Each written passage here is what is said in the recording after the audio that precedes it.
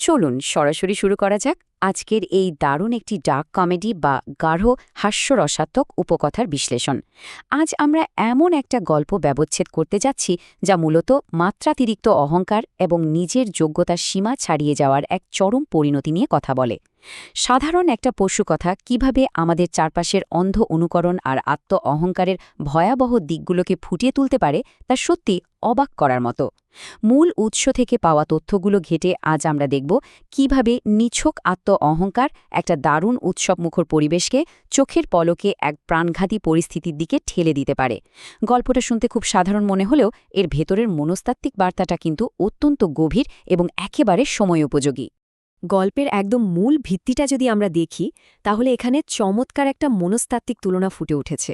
একদিকে রয়েছে সত্যিকারের প্রতিভা আর অন্যদিকে অন্ধ অহংকার।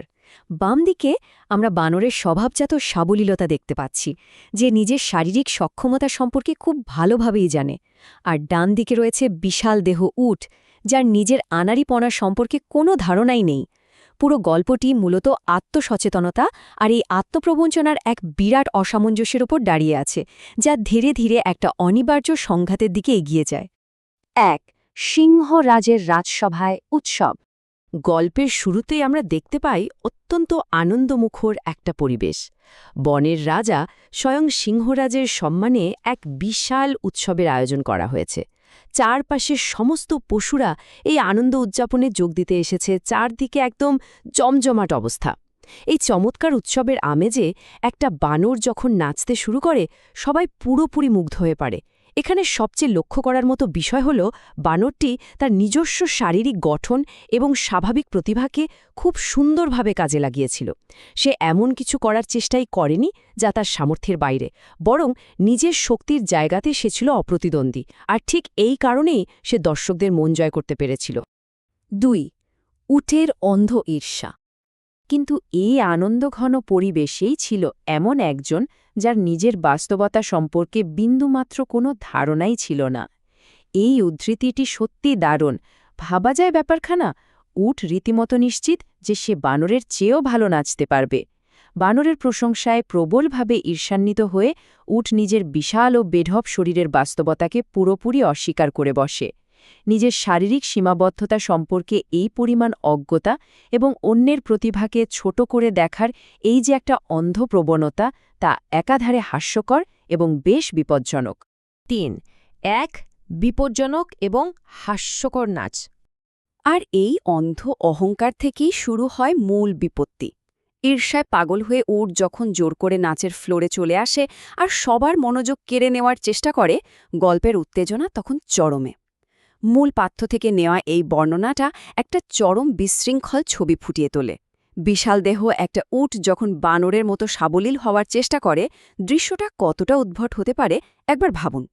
তার ওই গিঁটযুক্ত বিশাল পা আর লম্বা বেঢপ ঘাড় নেড়ে যখন সে বিকট ভঙ্গিতে লাফাতে শুরু করে, তখন নাচের বদলে তা এক চরম হাস্যকর আর রীতিমতো বিশ্রী দৃশ্যে পরিণত হয়। দর্শকদের আনন্দের বদলে শুরু হয় প্রবল অস্বস্তি। এই নিছক হাস্যকর পরিস্থিতি কিভাবে ধাপে ধাপে রীতিমতো একটা প্রাণঘাতী অবস্থায় রূপ নেয়, সেটা সত্যিই দেখার মতো। ধাপগুলো খেয়াল করলে দেখা যায়, প্রথমে উট চরম ঔদ্ধত্যের সাথে ভিড় ঠেলে ভেতরে ঢোকে। এরপর সে তার বিশাল শরীর নিয়ে পেছনের দুই পায়ের ভর দিয়ে দাঁড়ানোর অপচেষ্টা চালায়। তার এই ভারসাম্যহীন লাফালাফির কারণে ভারী খুঁড়ের নিচে পড়ে উপস্থিত দর্শকদের পায়ের আঙুল মারাত্মক বিপদের মুখে পড়ে যায়।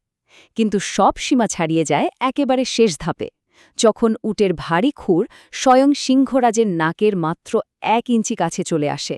পরিস্থিতি তখন আর কেবল বিরক্তির থাকে না, উপস্থিত সবার জন্য এবং খোদ রাজার জন্য তা চরম বিপজ্জনক হয়ে ওঠে।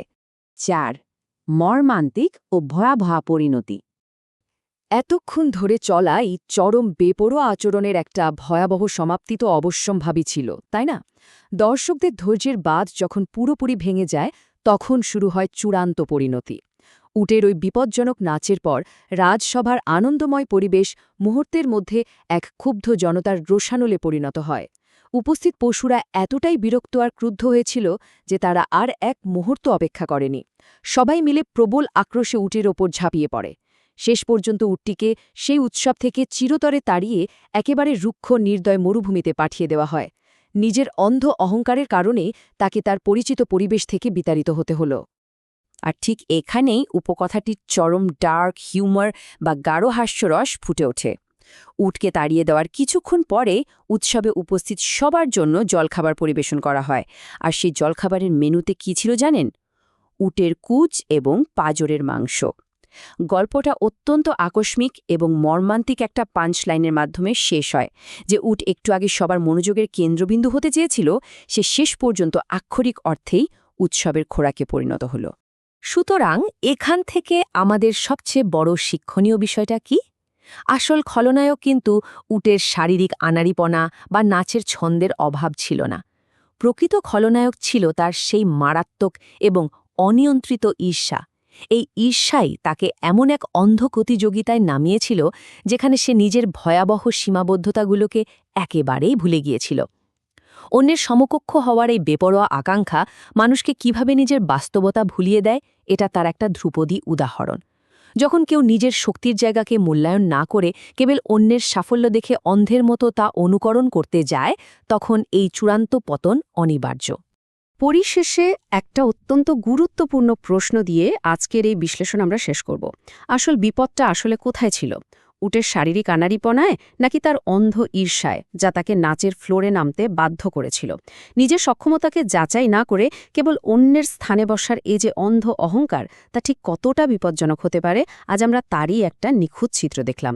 এই উপকথাটি আমাদের মনে করিয়ে দেয় যে অন্যের প্রতিভা দেখে অনুপ্রাণিত হওয়া এক জিনিস, কিন্তু ঈর্ষান্বিত হয়ে অন্ধ অনুকরণ করা সম্পূর্ণ ভিন্ন এবং ধ্বংসাত্মক একটি পথ।